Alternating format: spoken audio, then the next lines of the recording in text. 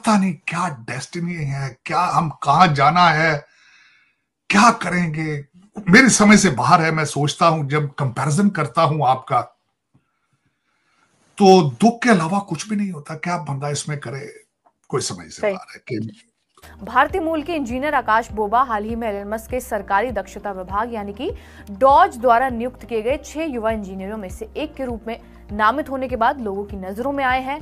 इतनी कम उम्र में यूसी बर्कले में टॉप कोडर के रूप में अपनी शुरुआत से लेकर सरकार में एक प्रमुख पद तक पहुंचना बोबा के लिए भी बहुत बड़ी बात है और पूरे देश के लिए बड़ी बात है। ये इंडियन मीडिया जो है वो जारी बात है इसकी बड़ी चर्चा हुई है।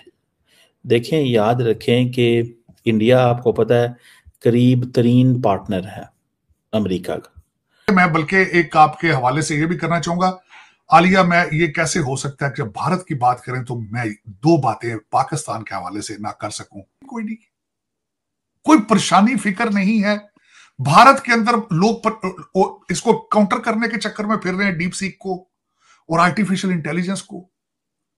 और हमारे देखें बच्चे किधर हैं, क्या कर रहे हैं, सारा दिन टिक। तो अब देख लें कहाँ पे निकल गए, वही सरजमीन, वही सब कुछ, वही कल्चर, एवरीथिंग। बेशक आप माने ना माने अपना कल्चर, लेकिन वो कहाँ निकल गए। और दूसरी तरफ जो है वो आप कहाँ निकल गए। निकले तो आप भी निकले दोनों हैं, एक कहाँ निकले हैं और एक कहाँ निकले हैं। ये देखने की बात है, ये सोचने की बात है। जैसे जैसे इंडियंस वहां पे जाते हैं, इंडियंस आपको पता है हर जगह पे मौजूद है, हर जगह पे उनका नेटवर्क है, हर जगह पे उनकी अपनी एक वो पोजीशन मौजूद है। सो वो इस चीज को अंडरस्टैंड करते हैं, रियलाइज करते हैं। उनके पास इस वक्त कोई चॉइस नहीं है कि वो लीन करें इंडिया की तरफ, टेक्नोलॉजी की वजह से, एक एजुकेटेड मिडिल क्लास की वजह से, एक बहुत बड़ी मार्केट की वजह से, और फिर तीसरी बात यह है कि दुनिया के लिए वो खतरा नहीं। आप लाइबिलिटी हैं, वो दुनिया के टेक्नोक्रेट प्रोड्यूस कर रहे हैं। आप जिहाद की तरफ लोगों को, बच्चों को लेके जा रहे हैं, वो आईटी की तरफ लेके जा रहे हैं। डीप सीक आया है, उसका बहुत जल्दी आप अगला देखेंगे, भारत का निकलेगी सॉफ्टवेयर डीप सीक के मुकाबले में। उसमें मतलब आपकी तरफ से क्या है, आपकी तरफ से भी ऐलान किया गया है कि अगला हमला कब करना है।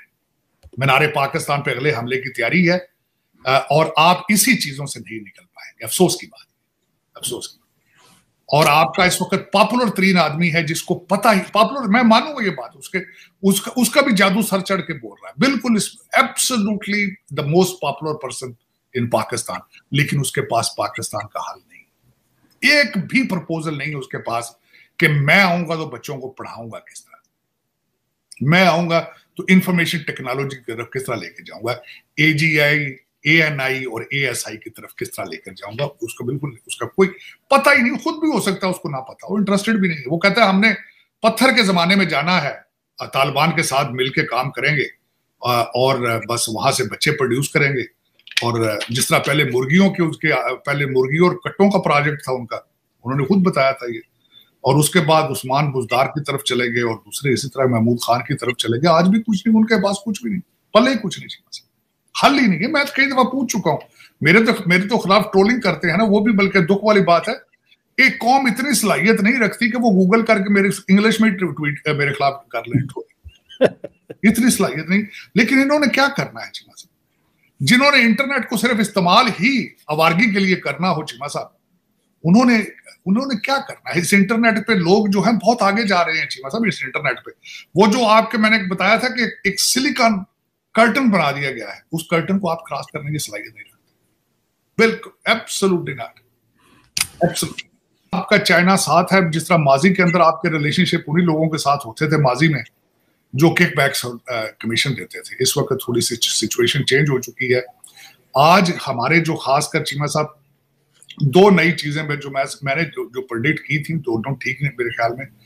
एक तो मैंने चीज ये प्रेडिक्ट की थी माजी के अंदर कि रिचर्ड गरनैल साहब जो है उनको ये उनका अकाउंट को पतों से करना है, बिल्कुल ऐसे मैंने यही कहा। और दूसरा मैंने कहा था कि ये डिप्लोमेटिक लैंग्वेज नहीं है कि सुबह शाम बैठ के तो जो है वो इनके लौंडे लपाड़ों के हाथों, मेरा मकसद है कि बंदा बेवकूफ बना हो। एक तो वो चीज इसलिए निकल आई है कि पाकिस्तान के अंदर इस वक्त जो अमेरिकन बिजनेसमैन है और is very strong businessman gentry बीच और डोनाल्ड ट्रंप जूनियर जो कि वेरी स्ट्रॉन्ग है इस एडमिनिस्ट्रेशन में, और उनके साथ वो क्लासमेट भी हैं, उनके बिजनेस पार्टनर भी हैं और उनके साथ स्ट्रॉन्ग रिलेशनशिप है। उन्होंने आके कह दिया है कि मैंने पर्सनली रिचर्ड गर्नैल को पूछा है इस पाकिस्तान की ट्वीट्स के बारे में, तो उन्होंने कहा कि मुझे मिसगाइड किया गया।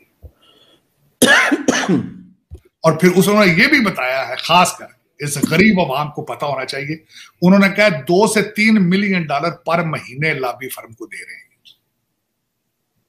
ये भी उन्होंने डिस्क्लोज किया। तो और दूसरा चीमा साहब, मैंने दूसरी आपको खुशखबरी दी थी कि सब पहली टेलीफोनिक कॉल जो हुई है चीमा साहब, वो चीमा साहब जो पहली कॉल हुई थी चीमा साहब, वो जो मोहम्मद बिन सलमान से कॉल हुई थी, वो मैंने खुशखबरी, मैंने ट्वीट भी किया था कि ये मोहम्मद बिन सलमान वही हैं जिनकी घड़ियां इन्होंने बेची थी। ये मोहम्मद बिन सलमान वही हैं चीमा साहब जिन्होंने इनसे जहाज वापस ले लिया था क्योंकि जहाज के अंदर गालियां दे रहे थे। और फिर ये वही मोहम्मद बिन सलमान है जिसको इन्होंने मदीना मक्का के जाकर होटलों के अंदर भी गालियां देते रहे और वो ट्रांसलेट कराते रहे इनकी गालियां। तो मैंने ये कहा था कि आपके लिए बहुत खुशखबरी है, करंट रजीम के लिए, आपके करंट गवर्नमेंट जो है बिलखसूस हाफिज आसम साहब, उनके रिलेशनशिप आइडियल है। तो वो मैंने आपको खुशखबरी बताई थी। और आज वो जो है जेंट्री बीच ने भी आके यही बात, मेरा मकसद सिमिलर चीजें उसने कही है कि वी हैव गुड, जो अमेरिकन डोनाल्ड ट्रंप कैंप है उनको हकीकतें पता है तालिबान खान के, और उन्हें पता है कि आज जो चला रहे हैं पाकिस्तान वो कौन। नमस्कार दोस्तों, एलन मस्क की जो डॉज स्क्वाड है दोस्तों, उसके अंदर एक आकाश बोबा नामक एक भारतीय मूल के छात्र ही कह सकते हैं आप, अभी तो वो पढ़ाई भी कर रहे हैं, लेकिन उनको अब एलन मस्क ने अपने डॉज स्क्वाड में रिक्रूट कर लिया है, जो कि मात्र 22 साल के हैं, और ये बहुत बड़ी बात है। जी हाँ दोस्तों, और एलन मस्क ने ये भी कहा कि उनको लेना मेरी मजबूरी हो गई थी, क्योंकि वो इतने टैलेंटेड है कि उनका रहना डॉज स्क्वाड के लिए बहुत ही अच्छा रहेगा। अब दोस्तों, एक भारतीय का डॉज स्क्वाड में रिक्रूट होना, ये भारत के लिए कहीं ना कहीं से अच्छी खबर है।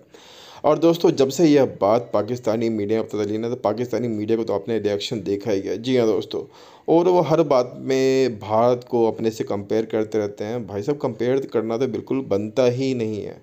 जी हाँ दोस्तों, और ऐसे ही अपडेट्स और जो रिएक्शन वीडियोज़ होते हैं पाकिस्तानी मीडिया से रिलेटेड, वो आपके लिए समय समय पर मैं लाता रहूँगा। तो हो सके तो चैनल को सब्सक्राइब कर वीडियो को लाइक कर दीजिएगा। जय हिंद, जय भारत।